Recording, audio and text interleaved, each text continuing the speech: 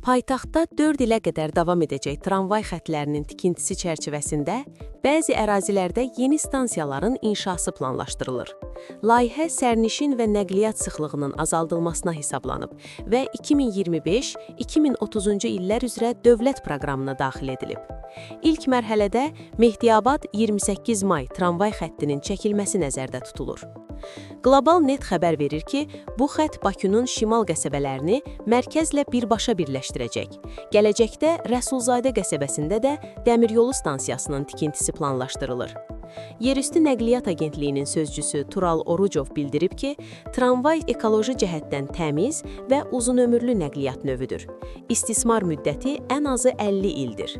Mütəxəssislərin hesablamalarına görə, xətt istifadəyə verildikdən sonra həmin istiqamətdə gündəlik 20 mindən çox avtomobil səfəri azalacaq.